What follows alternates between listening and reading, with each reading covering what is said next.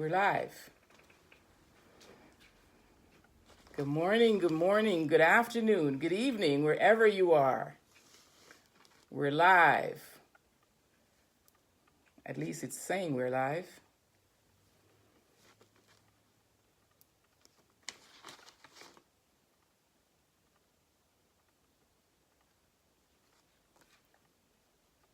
Are we live?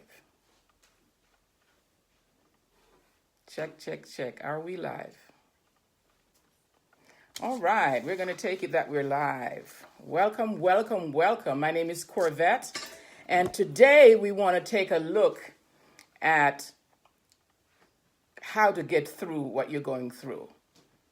Tough times never last, and it came to pass. Tough times didn't come to stay. It came to pass.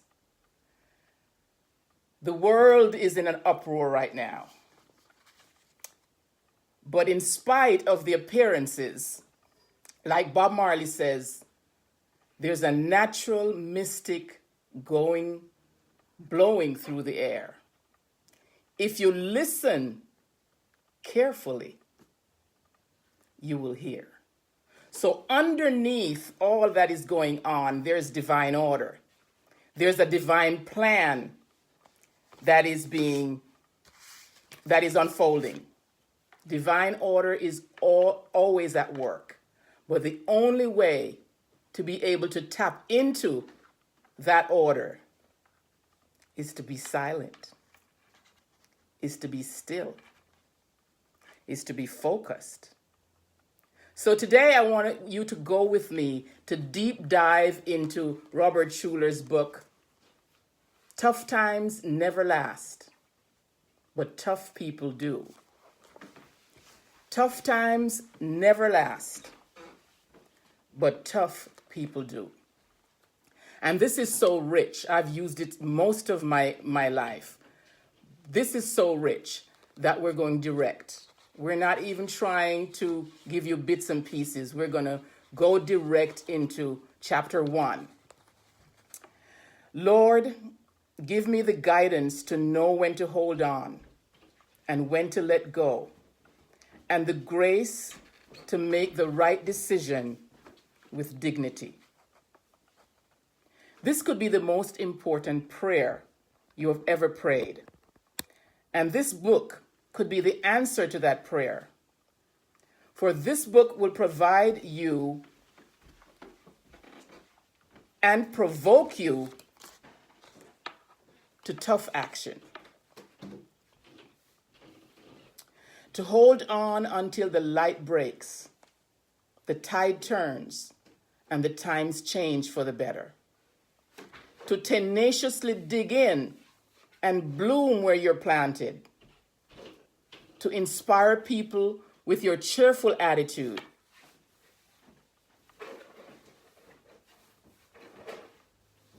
In the process, you will inspire others to choose the noble and positive outlook. Or this book will inspire you to take action, to make a bold and daring move, to make a creative transition, recognizing an era has come to an end. The factory will never be opened. It's never going to open again. The steam engines are never going to be manufactured again. Sometimes the cup has fallen. It is broken. All the king's horses and all the king's men couldn't put Humpty Dumpty together again.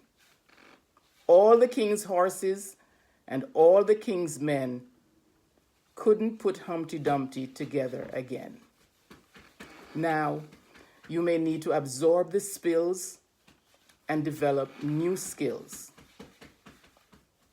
This book, this information, will get you started on the path to shifting your mind.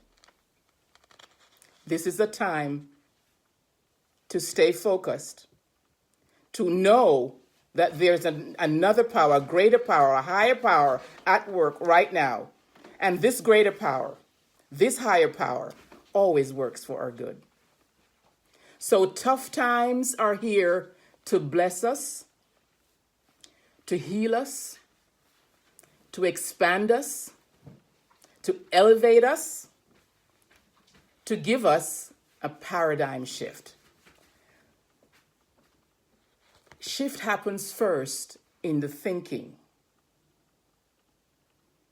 You're going through tough times. I'm going through tough times.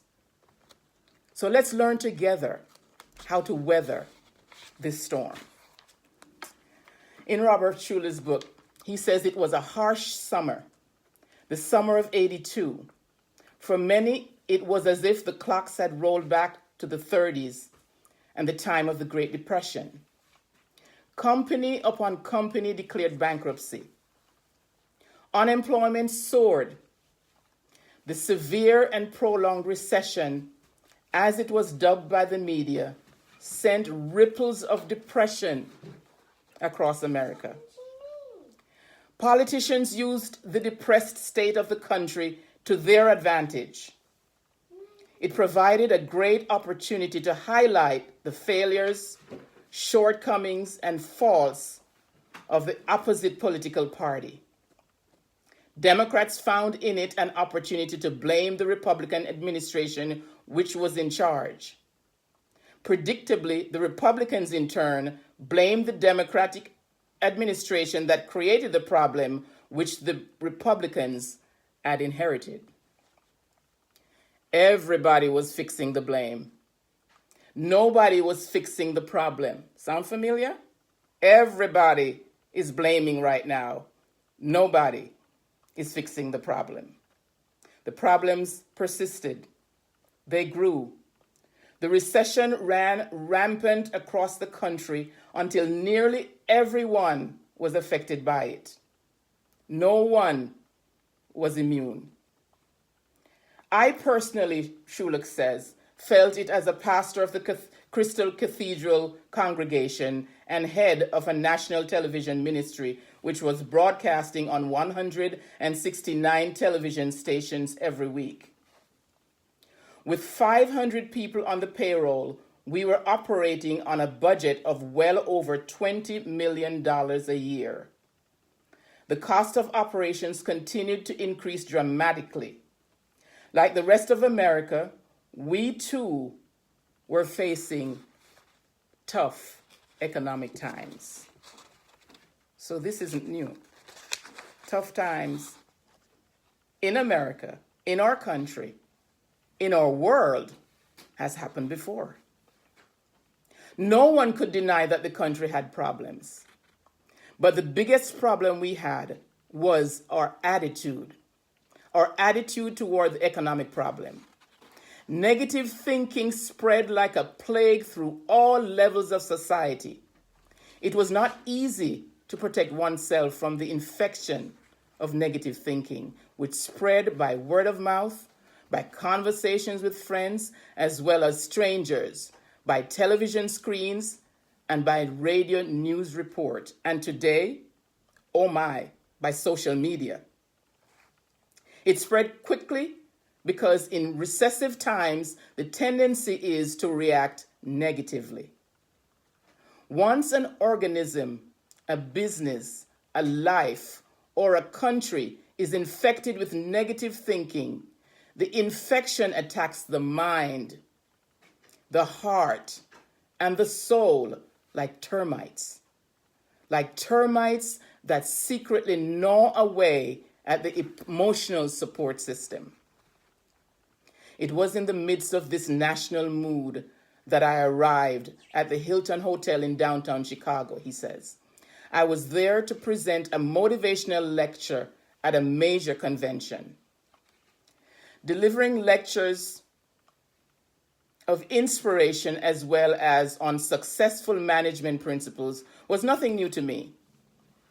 Each year I travel from coast to coast, giving nearly 100 talks to doctors, executives, educators, you name it.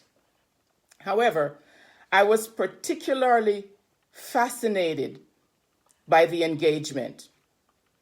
My audience would be members of the ag industry. Ag is, of course, the abbreviation for agriculture. This industry represents those who are involved in the farming enterprises of the Midwest states of Iowa, Michigan, Illinois, and Minnesota. Having been born and reared on an Iowa farm, I looked upon this as an opportunity to touch base with some of the people that came from the same soil I left 40 years before. My anticipation of a warm, inspirational evening was quickly doused by a couple of somber-looking gentlemen. The convention badges pinned on their dark lapels identified them as the men for whom I was looking.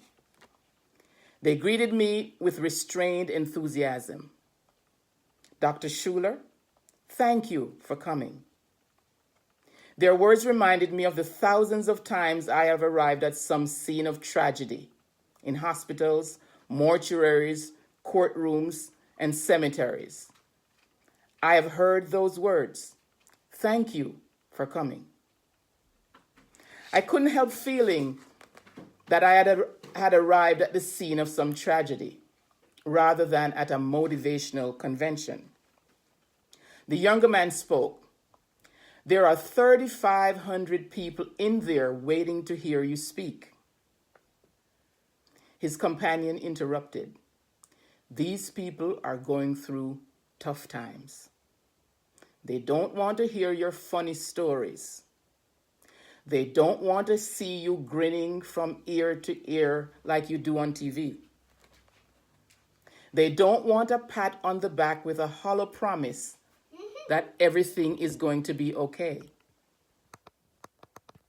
At that point, both men moved shoulder to shoulder to face me as if they meant to block me from entering the platform. The first man spoke up. That's right, Dr. Schuler. These people are losing their farms. Their businesses are going bankrupt. Terrible pressures are being placed on their marriages and families. They need help. And more than anything else, they need hope. Give it to them. With that admonishment, they nodded to the sound man, who pinned the microphone to my suit. As he did, I heard through the thin wall that separated the backstage area from the speaker's platform. The Master of Ceremonies introduction. Ladies and gentlemen, it is my pleasure now to introduce our keynote speaker. His name is Dr. Robert Schuler. He's the pastor of the world-famous Crystal Cathedral. This beautiful building was built at a cost of over $20 million and was dedicated virtually debt-free. No minister or priest or rabbi speaks to more people every week in the world or in the United States of America than does Dr. Robert Schuler from Garden Grove, California.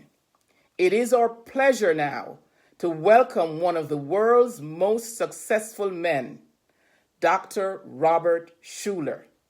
Let's give him a great welcome. The sound of enthusiastic applause surrounded me as I stepped on stage to face this collection of depressed souls.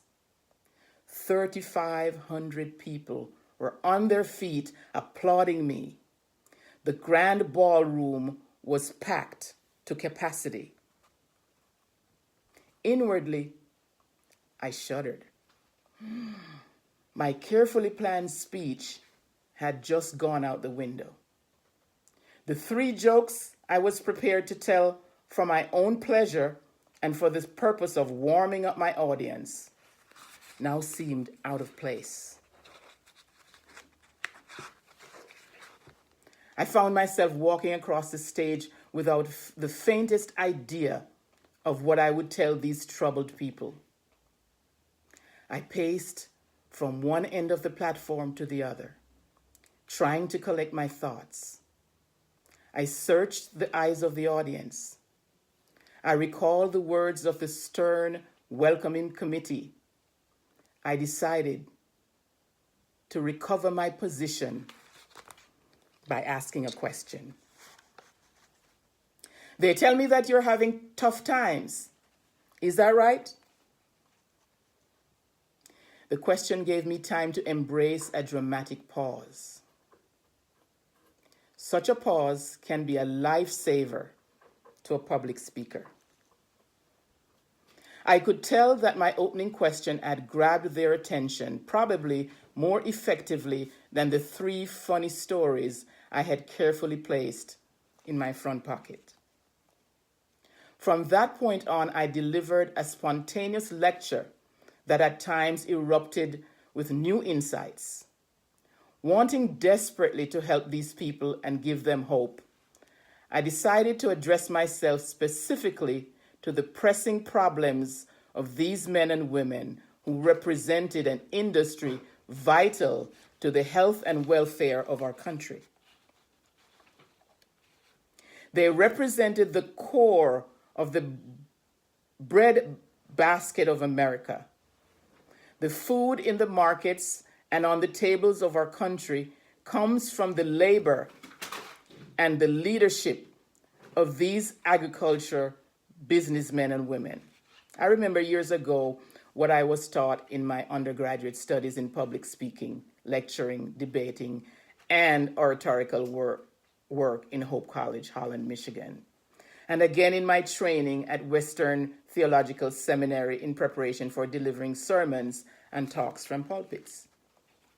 The most effective speech is not a sermon, but a witness. Essentially, the principle is this: if you don't have any advice to give, you can always share your own story. If there has been any excitement, challenge, crisis, and resolution in your life, then share it. Everybody likes a good story. Drawing on this principle, I decided to share with the farmers how I handled the tough times in my life. I suspected that my audience was not aware of the fact that I too had tough times. My introduction betrayed me only as a very successful man, senior minister, founder, and builder of a $20 million internationally acclaimed work of art called the Crystal Cathedral. They could only perceive me as very successful. They had not been told that I too had walked a path similar to the one they were now walking. Should I tell them about the time a 20 below zero blizzard raged through the lonely blackness of an Iowa night? Should I tell them how the wind whistled around the fragile country house, successfully penetrating the cracks between the window frame in the northwest corner of my bedroom, leaving fresh drifts of snow on the floor beside my bed? Should I tell them how we didn't have the money to buy coal to warm the house? Should I tell them how we raced to escape with our lives from a tornado? Should I tell them how we survived the great drought when the shortage of natural rainfall parched the earth and proved more devastating and destructive than the shortage of cash flow that already hit all of the Americans in the Great Depression? Should I tell them about my struggles to get through college? Should I tell them about the fire in my rooming house in which I lost the few possessions I had? Should I tell them how I had to struggle to start a church with only $500 in a strange state without friends, contacts, property, or community support? Should I tell them about my wife's bout with cancer? The near loss of my daughter's life in a motorcycle accident? The amputation of her leg? Should I share with them our struggles of the past 3 years as we have tried to help her accommodate effectively to life as a young teenager with a disfigured left stump of a leg? Should I tell them how I was forced by circumstances beyond my control to build the Crystal Cathedral when I didn't want to build it, didn't have the money, and knew well enough that I would be criticized for building a monument? I decided not to pour out my whole life story, but I did decide to begin with the realities of the tough times I had through a faith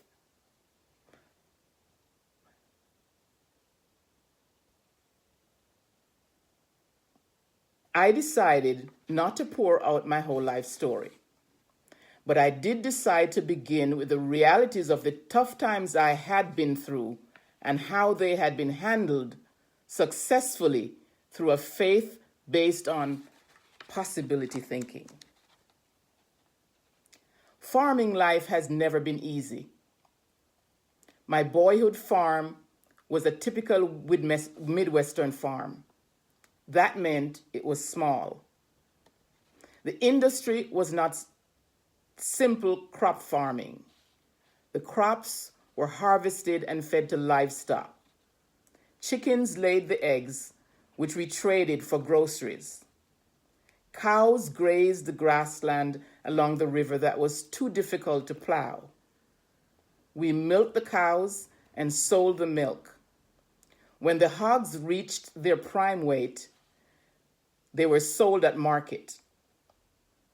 It was a one-crop-a-year farm. That meant that we planted the oats and the corn in the springtime and harvested it in the fall to be gathered into barns and saved for feed for the hogs. The winter season was merely a time of survival, waiting and hoping for spring. My father purchased our farm when prices were at their peak. Real estate had been climbing steadily. I was born only a few years later, September 16th, 1926.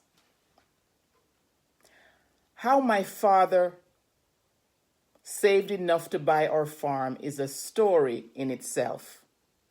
Because he lost his parents as a teenager, Dad was forced to drop out of school in the 6th grade and to find the only job he could as a hired hand for the local farmers.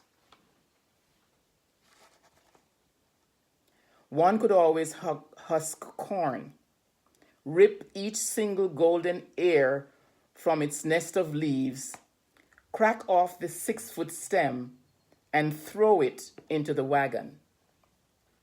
My father was a thrifty young man and was able to save a few nickels and dimes that he earned for each ear of corn he picked. Finally, he saved enough to purchase a 160-acre farm. Unfortunately, he bought it at the top of the price cycle. When I was 3 years old, the Great Depression hit. Real estate prices plummeted along with the stocks.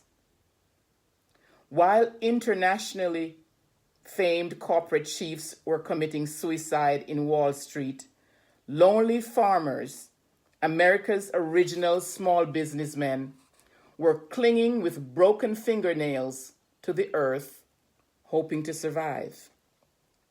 My father was one of those tough, tenacious farmers. Winter was the worst. I shall never forget the times when we did not have money to buy coal. The trees that surrounded the house were considered precious living creatures that could not be sacrificed for fuel. so we never considered cutting them down and saving them up for the wood-burning stove. Instead, it became my job as a child to step over the 3-foot-high splintered wooden fence and climb into the hog yard among the 100 squirming, squealing hogs. With an empty basket, I maneuvered my way through the excrement, picking up every corn cob left after the hogs had consumed the kernels. Not a single cob was left uncollected. Every single one was considered of real value.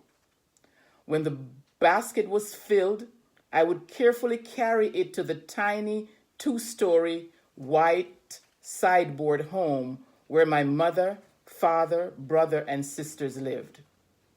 The corn cobs would fuel the stove in the kitchen. They would also be used in the potbelly stove in the little living room. These were the only 2 sources of heat in the house. Little grills in the ceilings allowed some of the heat to pass from the downstairs kitchen and living room to the upstairs bedrooms, but cracks in the walls let in just as much freezing air. "Do you want to hear about my experience with poverty?" he said. I said to the struggling 3,500 businessmen seated in the carpeted ballroom of the plush Hilton Hotel. "Let me tell you about poverty. I was so poor we had to use corn cobs to heat our homes to keep from freezing to death in the sub-zero winters. We used corn cobs because we could not afford coal. Those were tough times," I bellowed. Then I recalled the years of the Great Drought. Even as the economic depression ravaged the country, the Iowa farmers fought a far tougher battle. For reasons we never understood, the normal spring rainfall never came to moisten newly planted corn and oats. The few precious dollars that my father was able to save had to be spent on seed corn. I always wondered how he dared to risk throwing seed in the ground where it might rot and die when he could safely bring it to town and convert it to cash. "Why take a chance?" I asked my father. "Why don't you play it safe and sell it?" Write this down. People who never take a chance, he taught me wisely, never get ahead. People who never take a chance never get ahead. Of course, there is no success without the application of the multiplication principle. It was a natural, native, basic principle that every farmer understood. So in the springs of 1931, 1932, and 1933, my father took all that he had left, the last kernels of corn, the last cups of oats, and planted them in the ground of his small Iowa farm, expecting that the rains would fall. He hoped that the seeds would become wet and bloated until they erupted with new life, sending their tender little sprouts up through the softened spring soil. Light green rows of corn would begin to grow and stand out against the black background of the dark Iowa ground. Rainfall is essential to a farmer's success, and Iowa farmers can expect rain to fall at least once every other week. If for some reason the rains did not fall for 3 or 4 weeks, 1 inch of the topsoil would dry out first. Then If rain still did not come, the soil would gradually grow dry at 2, 3, 4, 5 inches deep until the hair-like tentacles of the roots of the new corn plants would die. The first evidence of the death of the roots would be a wilted leaf. When the rains did not fall for 2 weeks, my father was worried. When the 3rd and 4th weeks passed with no rain, I saw his face grow grave, very grave. Not once did he become angry. Never did he miss praying with bowed head at the table before our morning, noon, or nighttime meals. The only thing my father did about the drought was pray. That was the only thing he could do. Farmers gathered from miles around at special prayer meetings, filling the little white churches that dotted the rolling landscapes. Out of respect and reverence to the Almighty God, each farmer came not in his overalls, but in his one and only suit and tie. They called upon God. They called upon Almighty God to save their land and their crops. They asked him to send rain. Then all they could do was to go home and wait for his answer. For a whole year, the Lord was silent. Day after day, the sun bore down on the crops. Every day we thirstily scanned the scorching sky for a sign of a cloud. More than once I ran into the house calling out, "I've seen a cloud! I've seen a cloud! God may be answering our prayer." But the clouds always dissipated. Finally, as if in fact our prayers were being answered, there was a gathering of clouds. Hopes began to rise again. The desperately needed rainfall was moving in from the west. Flashes of lightning slashed through the black sky. Thunder cracked. The trees trembled with fright as the wind whipped through their branches. It rained. It rained. I was jubilant. But my father did not share my enthusiasm. Neither did my mother. For they knew what I did not know. The rain was totally inadequate. When the last thunderclap echoed in the distance, signaling the passing of the storm, the sun came out bright and hot again. We walked outdoors. My father scooped up a handful of the wet, moistened surface soil. Only the top quarter-inch was wet and black. Below that, the earth was powdery dry. Then the winds began to blow from where we did not know. The sky turned from bright blue to a drab gray to a dirty brown. And the clean, bright air that I enjoyed breathing as a child suddenly became polluted with dust. "That's South Dakota land you're breathing, son," my father said. South Dakota, the state that bordered Iowa on the northwest, was suffering from a worse drought than Iowa. It did not even enjoy the sporadic showers that moistened the surface soil. The barren land, devoid of any vegetation, lay helpless before the gathering winds. They swept the feathery particles of earth high into the sky, carrying them hundreds of miles to the east. Like drifts of snow, the dust settled on our farm. The fragile corn that had managed to survive the drought,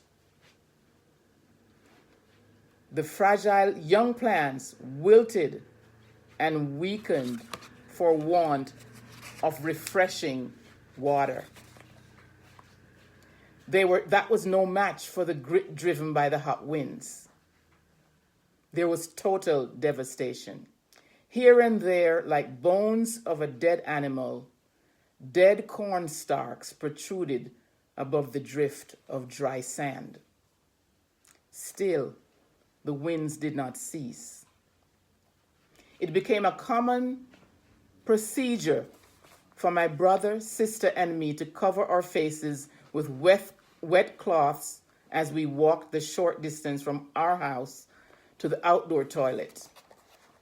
When we walked to the well, where we hoped we would be able to pump water from the 40-foot reservoir, we would have to protect ourselves from the suffocating dust with our moistened masks. Our water became more and more scarce as the meandering snake of a river dried up. The Floyd River had been my closest childhood friend. On its green banks, near open pastures, I would lie, watching the clouds change shape in the blue sky. It was there that I felt closest to my Creator.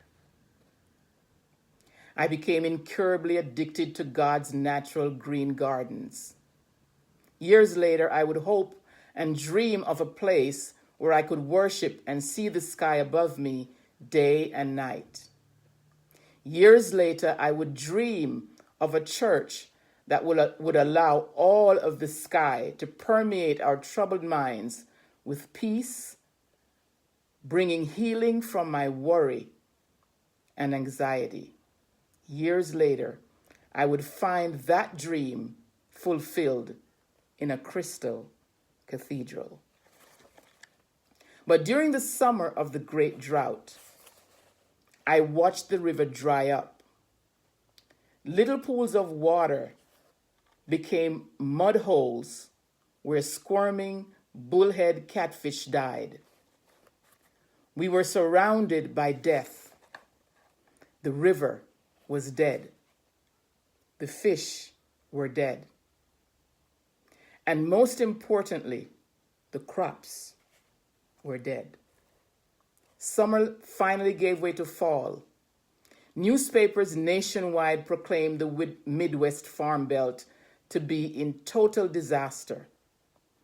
Even the New York bankers and corporate chiefs became concerned about a plague that was as great, if not greater, than their own economic depression. The breadbasket of America was in ruins. If it had been a normal year, my father would have expected to harvest corn that would fill dozens of wagons. That year, my father harvested barely a half a wagon of corn grown on a half acre of ground. In a normal year, this swampy lot, fed by some mysterious underground spring, was too wet to produce any fruit at all. My father had often thought about digging deep into that plot to drain the subsurface water away. Now, in the year of the drought, this small plot of ground was the only parcel out of 160 acres where the corn had survived. Here, the corn lived, drawing moisture from a subterranean source. Here, the corn grew nearly 6 feet tall, and here we harvested the minuscule crop. It was but half a wagon of corn. A total disaster? Not quite. For a half a wagon of corn was better than none at all. In fact, it was equal to the amount of seed that had been sowed earlier that year. A total loss? No. We gained nothing. But more importantly, we lost nothing. I shall never forget my father's dinner time prayer that night. Dear Lord, I thank you that I have lost nothing this year.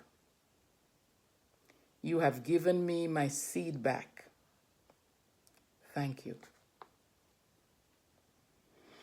Let's take a breath there.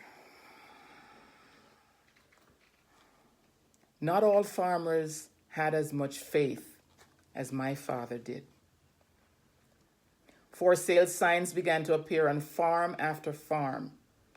Discouraged farmers who could not imagine that things would get better packed up and abandoned their land. Other farmers simply threw their hands up in despair and allowed the bank to foreclose. More than one piece of property sold on the courthouse steps. Years later, I asked my father how he had survived. After all, he had no cash reserves. He had had no rich relatives. I went to the bank, my father said, and I promised them that if they would help me, somehow I'd return their money. I pleaded with them to refinance, rearrange the mortgage, postpone the due date, and for some reason, the bank believed in me and it helped. I remember that bank. I have early childhood memories of going there in patched overalls with my father. I recall seeing this slogan on a calendar in the bank.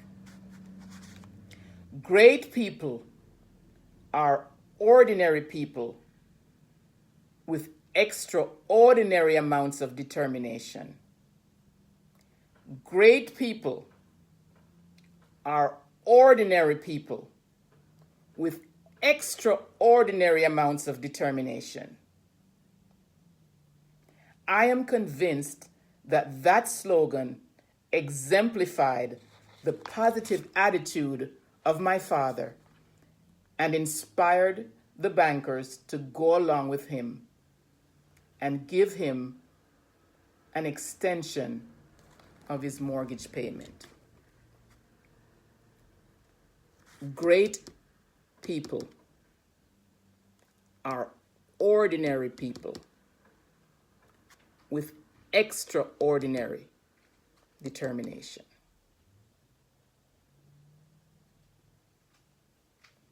As this story indicates, attitude is everything. And with what you're going through right now, your attitude is going to make or break you. My attitude is going to make or break me. What you focus on expands. And you might say to me, Corvette, it's all over the place. The panic is real. The pandemic is real. I get it. I know. I lost a loved one or two. Two, as a matter of fact. My big brother transitioned from COVID. So I know tough times are upon us. I am not saying it's not going on, but I'm here to tell you that what you focus on, if you focus on the fear, you will have more of that. And fear is more deadly than the virus. Fear is more deadly than any disease. If you focus on the fear, you'll get more of the same. But if you focus on what's emerging, you'll get inspired. If you focus on what's emerging and something magnificent is going on. Underneath the appearance of chaos, something new is emerging. What do you want to contribute to the new world that is emerging? If you focus on what my role is in a time like this, how can I serve? What do I have to bring to the table? What do I have to contribute to this new emerging economy? If you focus on that,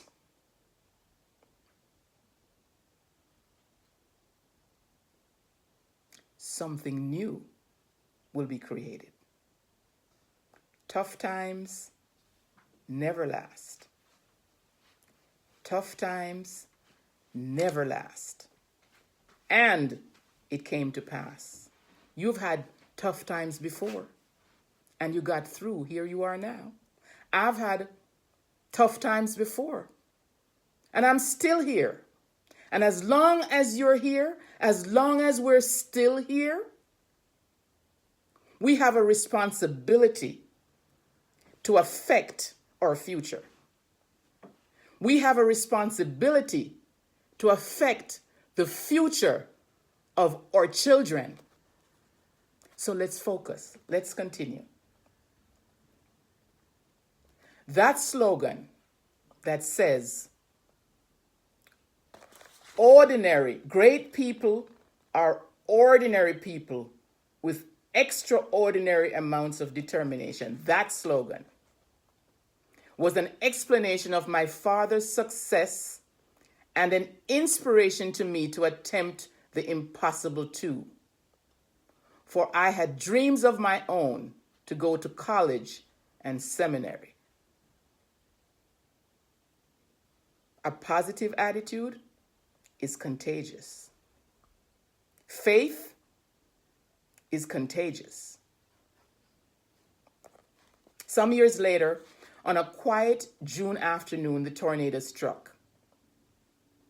I had not unpacked my suitcases, having returned only a few days before for the summer recess from my college studies.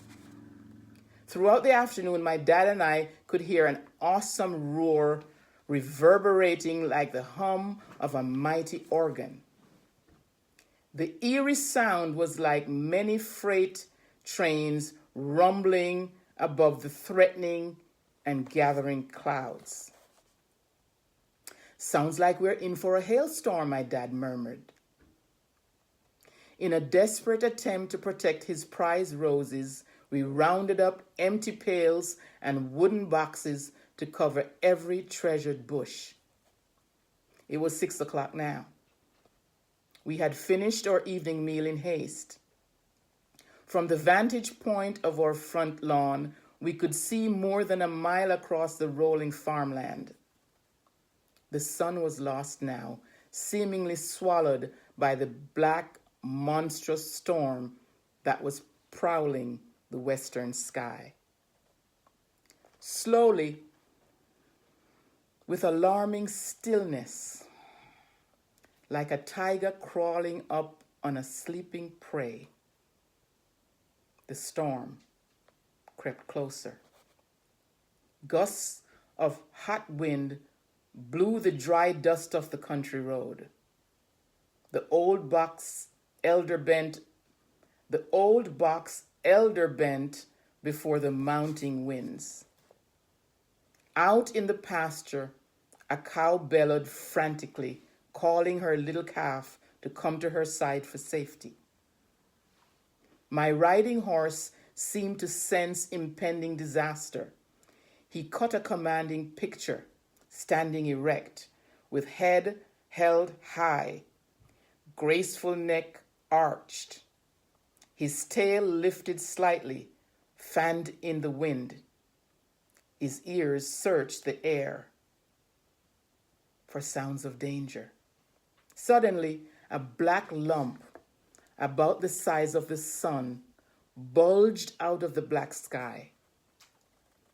In an instant, it telescoped to the ground in a long gray funnel. For a moment, it hung suspended like a slithering serpent about to strike death to helpless victims below. Dad called to Mom. "It's a tornado, Jenny." I asked excitedly, "Are you sure it's a real tornado, Dad?"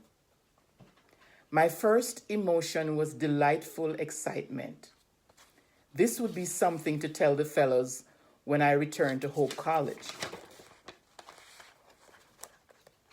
The funnel seemed so small, I couldn't imagine the fury that could be unleashed from such a funny cloud. "Call Mother, son, and tell her to take whatever she can grab and come to the car. We've got to get out of here right away." A moment later, we were driving crazily down the road. We lived on the east end of a dead-end road and had to drive a mile west directly into the path of the oncoming tornado in order to reach a side road that led south away from the path of the storm. We made it. 2 miles south, we parked our car on the crest of the hill and watched the wicked twister spend its killing power. As quickly and quietly as it had dropped, it lifted and disappeared. It was all over. The storm was gone. The air was deathly still, but the danger was past. Gentle raindrops now began to fall. The tail end of the dark sky dropped a soothing shower of cool rain, as if heaven were pouring a soothing balm on fresh wounds. We could go home now. Oh God, will we find our house? We reached the crossroads, only to find a long line of cars. Curious sightseers, sensing that something terrible had happened, already were gathering. They were looking at the complete destruction of a neighboring farm.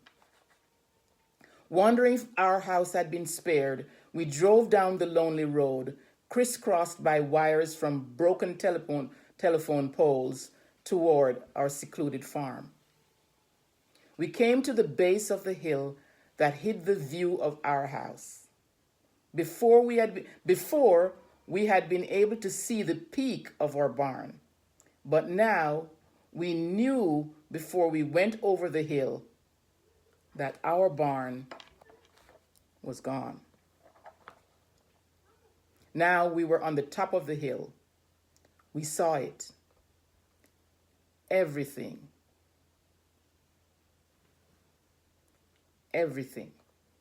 was gone. Where only a half hour before there had been 9 buildings, freshly painted, now there were none. Where there had been life, there was the silence of death. It was all gone. All dead. Only white foundations remained, lying on a clean patch of black ground. There was no debris. Everything had simply been sucked up and carried away. 3 little pigs, still living, suckled the breasts of their dead mother, lying in the driveway. We could hear the sickening moan of dying cattle, the hiss of gas escaping from a portable tank of butane used to provide fuel for our stove. Then I saw my riding horse lying dead with a 14-foot-long 2x4 piercing his belly. Dazed, our brains reeling, we sat in our car. My father was past 60 and had worked hard for 26 years to try to win the farm. The mortgage was about due. This seemed to kill all chances of ever saving the place from the creditors. I looked at my dad, sitting horror-stricken, white-haired, underweight from overwork, his hands blue, desperately gripping the steering wheel. Suddenly, those calloused hands with their bulging blood vessels began hitting the steering wheel of the car, and Dad cried, "It's all gone, Jenny. It's all gone. 26 years, Jenny, and it's all gone in 10 minutes.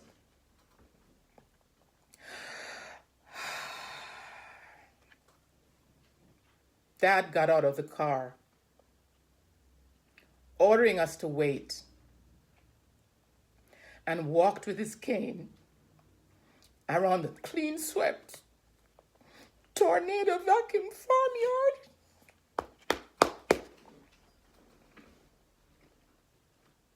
Have you ever lost everything? Or are you afraid that you're going to lose everything?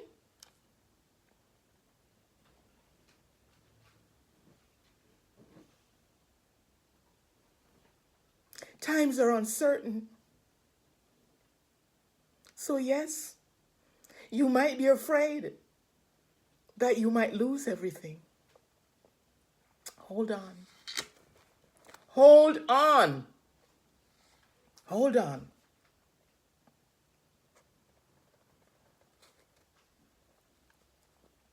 We later found out that our house had been dropped in one smashed piece, a half a mile out in the pasture. We had a little sign on the kitchen wall, a little molded plaster motto. Its simple verse was, "Keep looking to Jesus." My dad found and carried to the car the broken top half. Keep looking. Well, this was God's message to Dad. Keep looking. Keep looking. And I say to you,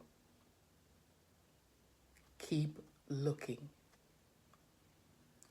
Keep looking. Keep looking up. Keep looking. There are treasures all around, even in the midst of rubble. Keep looking. Seek and ye shall find. Keep looking. In spite of the upheaval that we're living through, opportunities are everywhere.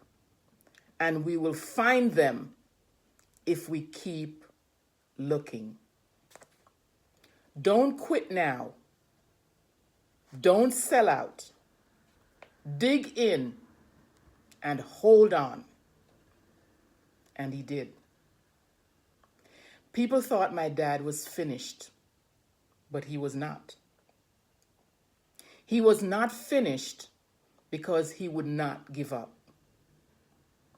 He had faith with hanging on power. And that's the difference between being stuck, being afraid, and getting ahead. Robert Schuller's dad had faith with hanging on power. There's one ingredient that mountain-moving faith, miracle-generating faith, earth-shaking faith, problem-solving faith, and situation-changing faith must have. And that one ingredient is holding power. Hold on. So Dad didn't quit. 2 weeks later, we found in a nearby town an old house that was being torn down.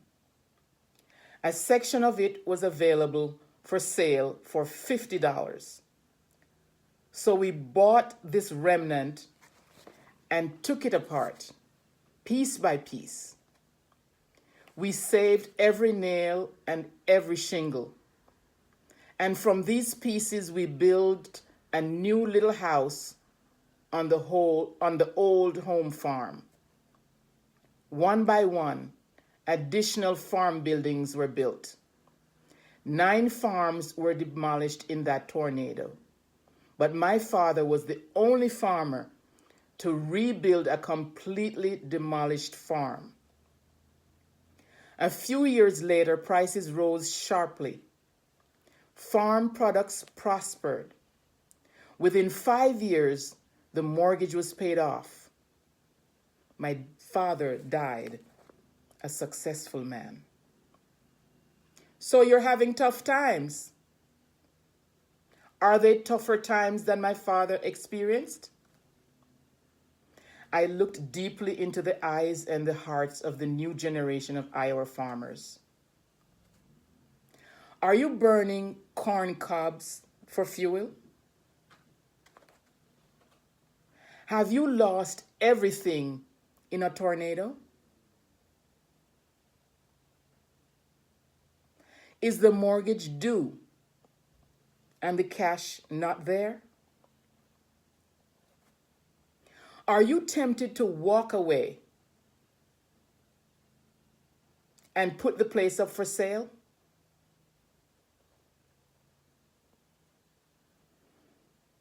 Then let me tell you something about tough times. I believe I have walked the path and I've earned the right to comment on tough times.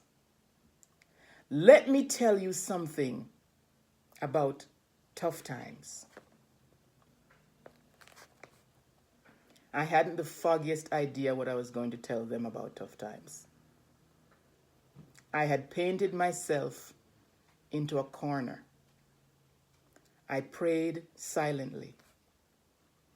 I prolonged the dramatic pause as I paced like a tiger in a cage, back and forth across the empty stage, returning the stares of a very attentive audience. I was stunned to hear this sentence come out of my mouth. I was shocked. I was inspired. I am convinced it came directly from God. It was a sentence that would not only inspire me and my audience, but many others. It would even give birth to a book, this book. Like a thunderclap, this sentence filled every corner of the huge ballroom. Tough times never last, but tough people do. Tough times never last, but tough people do. Let's take a breath on there.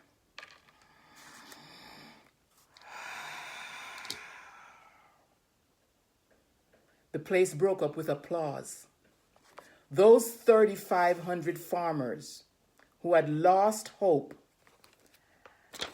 had battled depression, found that hope. They caught a new vision and began to dream again. Are you facing tough times today? Overwhelmed? I invite you to take a walk with me let me tell you about survivors and how you can be one too. In the process, your life will become a light for someone else's pathway. The path is called the possibility thinking path. I've been preaching it for years. It has never let me down. It has never let anybody down. It never quits on us. We may quit the path, but the path keeps right on going to happiness, health, and prosperity. Tough times never last, but tough people do. And tough people use the tool of possibility thinking to weather the tough times. Possibility thinking looks to the future, looks at what's right now, looks at how can I benefit from what's going on right now, even if it's tough, even if it's hard, even if it's treacherous, even if it's emotionally harrowing. Possibility thinking is the only way through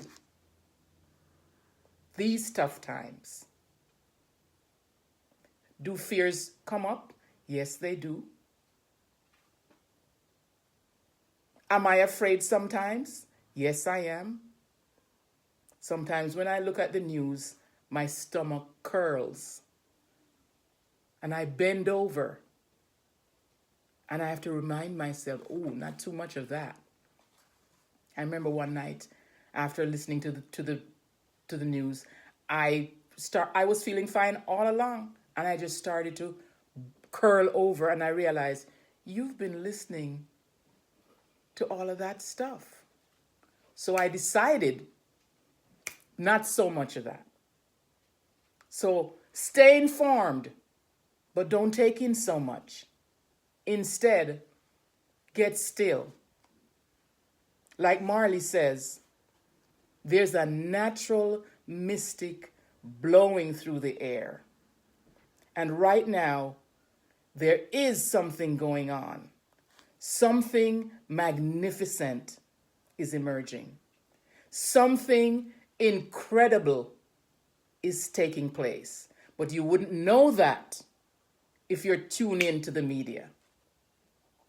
The only way to hear that is to turn within and be quiet. You have time. You're at home. You can make your schedule. If you haven't already, make one. That's what I do. I'm on schedule. I do 3-4 meditations a day. I tap into places that have online meditations, and I center myself at home with a community. Tough times never last, but tough people do. So turn within. Take a breath right now. Turn within with me, and let's be still for a few moments. We're going to take 3 centering breaths and be quiet for a few minutes. Breathe in through the nose and out through your mouth with a double exhale. So place your feet flat on the floor wherever you are. Sit with your back straight. And let's go within.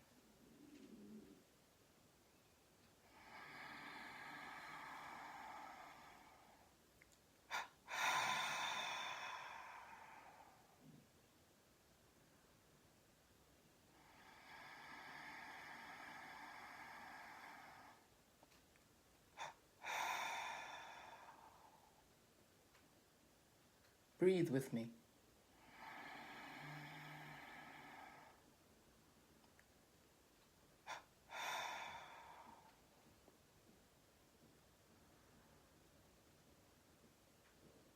I am in the presence of God.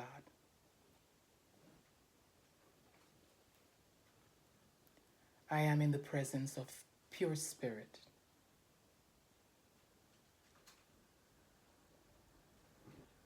There is only one presence, one power, one authority. That presence and that power I call God. Hey, Mama. And this God, my God, is omnipotent. He's omnipotent. He's powerful. He's omniscient. He's everywhere present. This intelligence is omniactive. And this activity, the activity of pure spirit, is the only thing that is going on right now. And it's going on everywhere. Be still and know that this loving presence is holding you in the palm of its hands. It's holding you. It's holding me. It's holding we all over the globe. Be still.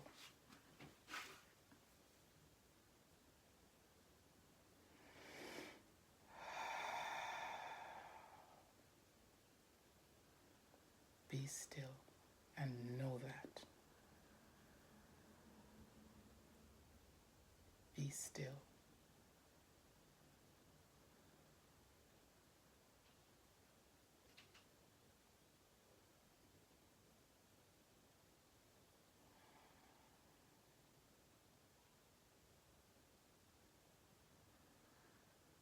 Be still and know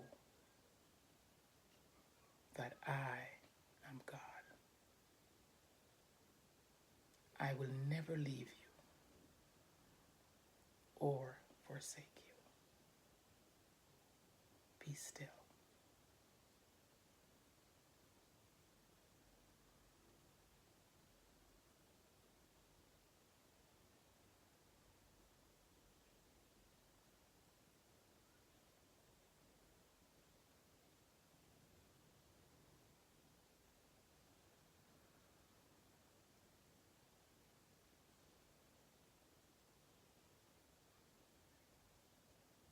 The breath of God is breathing me and resting in the breath of God. I know that all is well.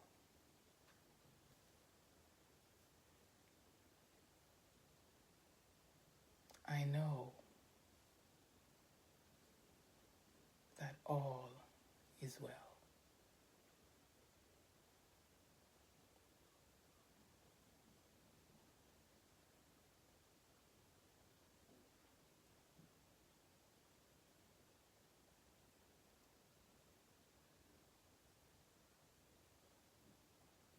So rest.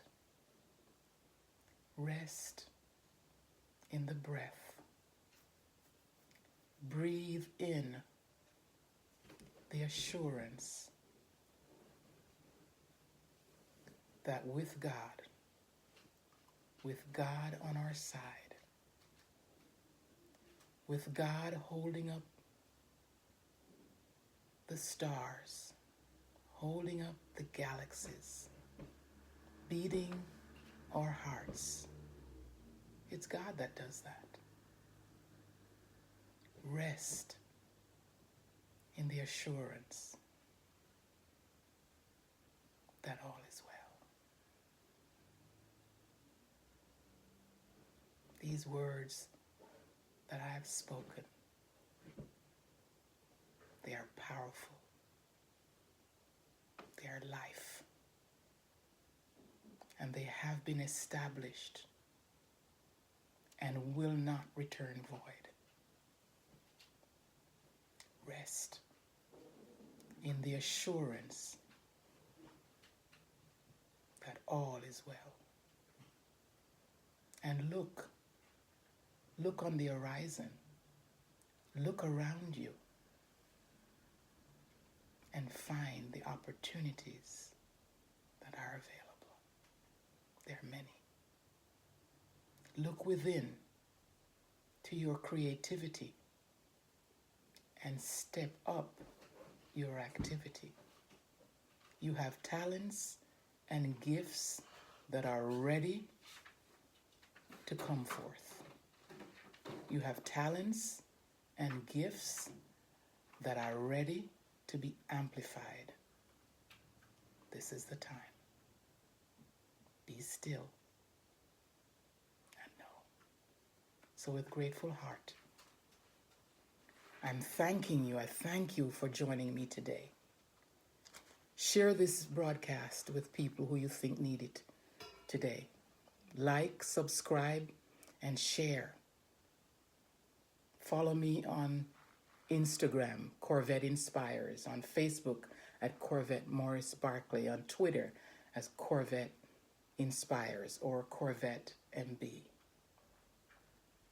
And let's do this thing. Let's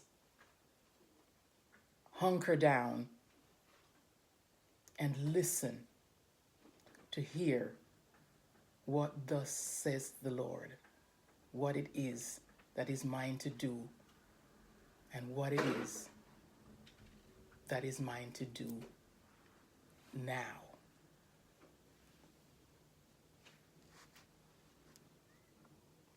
I'll see you next time. Have a lovely day. And remember, tough times never last, but tough people do.